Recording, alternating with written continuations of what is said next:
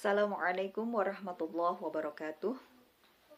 Alhamdulillah, alhamdulillahilladzi hadana li hadza wa ma kunna linahtadiya laula hadanallah. Asyhadu an la ilaha illallah wa asyhadu anna Muhammadan abduhu wa rasuluhu la nabiyya ba'da. Rabbi shrahli sadri wa yassirli amri wahlul 'uqdatam min lisani yafqahu qawli. Ikhwafillah rahimakumullah. Bagaimana kabarnya hari ini? Apakah sudah bertilawah Al-Quran? Ada yang menjawab sudah, alhamdulillah. Ada yang menjawab belum, karena saya masih sibuk. Ya, entah tugas kita sebagai seorang ibu, tugas kita sebagai seorang pegawai, pekerja, dan lain sebagainya. Buya Hamka pernah mengatakan, kalau kita hidup sekedar hidup, maka kera di hutan juga hidup. Jika kerja sekedar kerja, maka kerbau di sawah juga kerja. Lalu apa yang membedakan kita sebagai manusia dengan hewan tersebut? Ingatlah kalau Allah pernah berfirman, "Wa ma khalaqatul jinna wal insa illa liya'budun." Tidaklah aku ciptakan jin dan manusia itu kecuali untuk beribadah kepadaku. Jadi jangan sampai kesibukan kita terhadap dunia, kerja-kerja kita mengalahkan tujuan utama penciptaan kita sebagai manusia untuk beribadah kepada Allah. Salah satu yang diingatkan oleh Rasulullah, dua hal yang jika umatku berpegang kepadanya maka ia tidak akan tersesat selama-lamanya, yaitu Al-Quran dan As-Sunnah. Al-Quran adalah sebuah kitab yang Allah turunkan, masih terjaga keasliannya sejak zaman Nabi hingga saat ini dan hingga sampai akhir zaman nanti, dan banyak sekali kitab-kitab yang sudah membahasnya, membahas tentang tafsirnya, tadabbur ayatnya, dan lain sebagainya. Imam An-Nawawi dalam kitabnya yang sangat terkenal, ya, sebuah kitab tipis tapi sangat berbobot isinya, At-Tibyan fi Adabi Hamalatil Quran, penjelasan tentang adab-adab pengemban Al-Quran, ya, mengatakan dalam kata pengantarnya bahwa umat kita ini saat ini miskin literasi, ya. Mereka atau kita begitu ya, sangat miskin atau rendah kemampuan kita untuk membaca, menulis, ya, mentadaburi atau menelaah gitu ya. Apalagi sampai menghafal Al-Quran.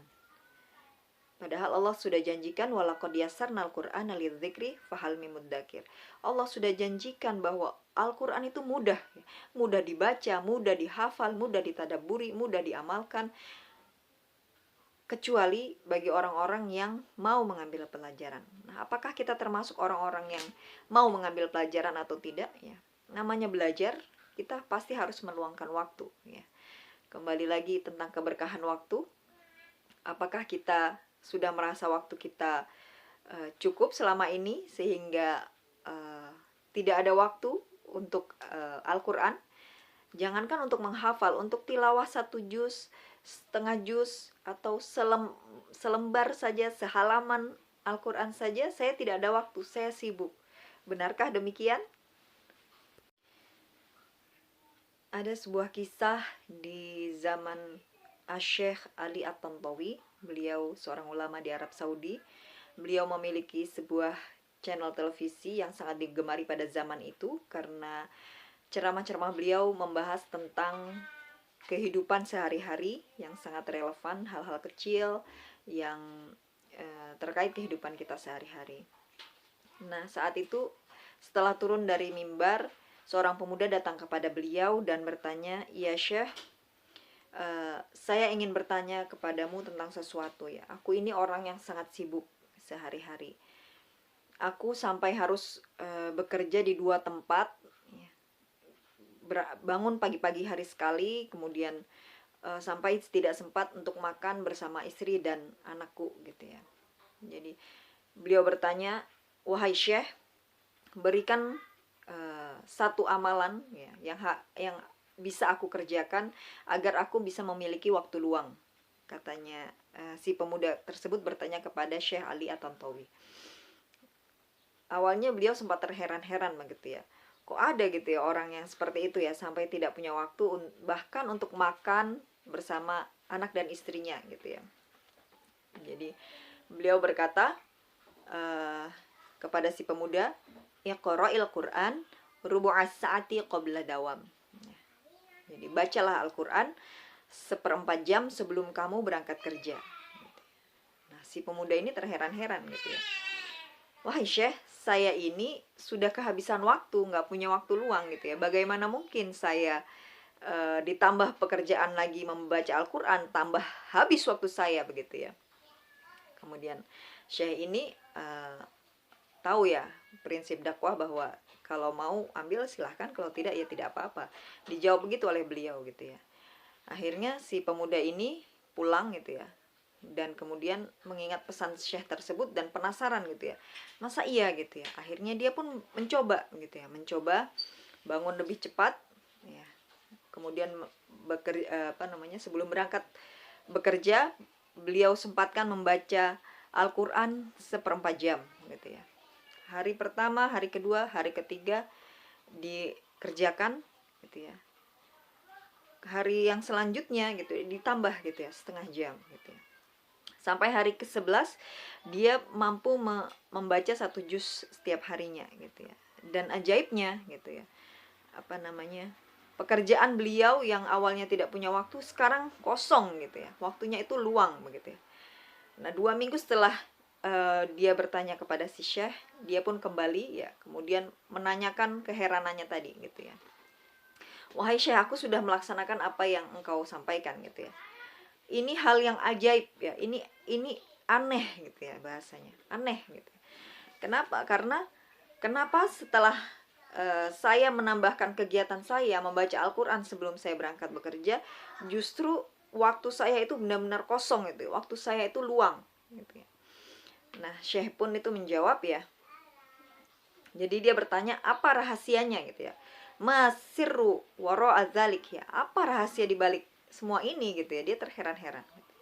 Kemudian Syekh itu menjawab ya, hadhihi barakatil Qur'an. Itulah keberkahan Al-Qur'an. Ya. Si pemuda itu masih bertanya gitu ya, keberkahan yang seperti apa gitu ya.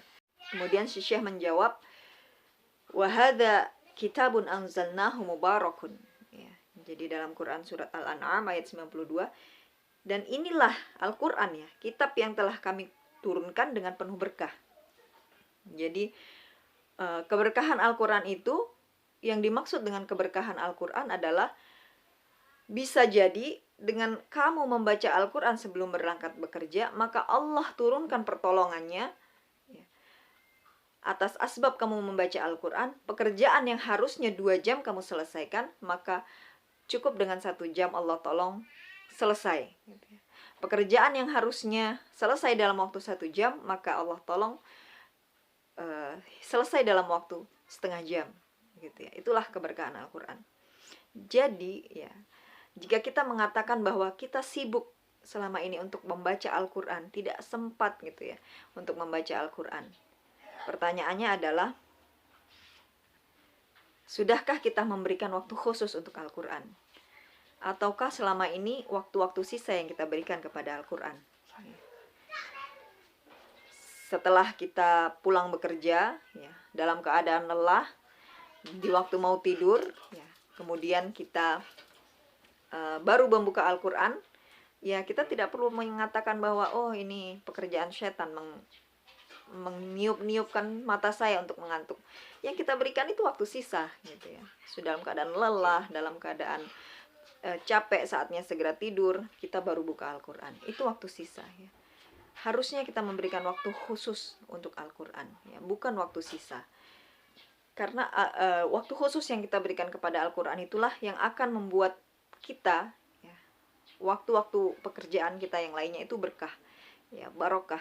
Dan itu tidak bisa kita pikirkan ya, keajaiban itu dengan akal logika. Itu Allah yang menolongnya, Allah yang memberikan keberkahan itu dalam waktu-waktu keseharian kita.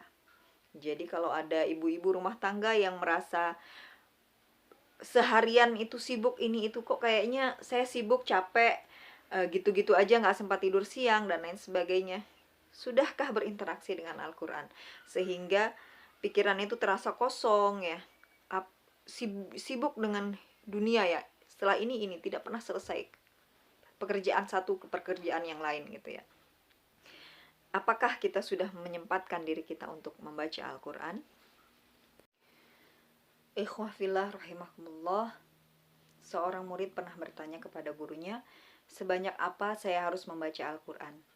Sang guru menjawab, sebanyak apa engkau ingin bahagia, maka sebanyak itulah engkau membaca Al-Quran. Jadi jika kita cukup bahagia dengan 1 juz, maka bacalah 1 juz.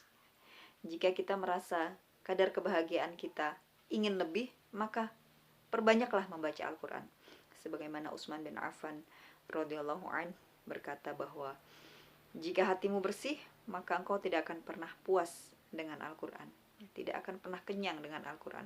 Semakin kita menyelami samudra Al-Quran, membacanya, mentadaburinya, maka kita akan semakin merasa haus ya. Seperti itulah keadaan orang-orang yang beriman di zaman Rasulullah SAW. Dan memang Allah sudah menjanjikan dalam Al-Quran ya, Al-Quran surat Al-Baqarah ayat 155, wala yabluwannakum bisyai'im minal khawfi wal ju'i wa naqsin minal amwali wal anfusi was samarat wa basyiras sabirin. Dan kami akan menguji kamu sekalian manusia dengan sedikit ketakutan ya, kelaparan, kekurangan harta, jiwa, dan buah-buahannya. Jadi ujian yang pertama itu memang dengan ketakutan-ketakutannya. Jadi wajar saja ketika kita sebagai manusia merasakan ketakutan setelah selesai studi, apakah saya akan mendapatkan pekerjaan yang saya inginkan ya. Setelah saya mendapat pekerjaan, apakah saya akan mendapatkan jodoh yang sesuai dengan keinginan saya ya. Setelah menikah, kemudian kita akan takut lagi apakah saya bisa punya anak, mendapatkan keturunan ya. Setelah punya anak perempuan, apakah saya akan dikaruniai anak laki-laki ya. Kemudian terkait harta dan lain sebagainya. Jadi ketakutan-ketakutan itu memang salah satu bentuk ujian yang Allah janjikan dalam Al-Quran. Tapi kita tidak boleh menjadikan ketakutan-ketakutan itu sebagai alasan kita untuk begitu kerasnya mengejar dunia ya, berusaha sekuat tenaga mengejar dunia sampai kita melupakan akhirat kita.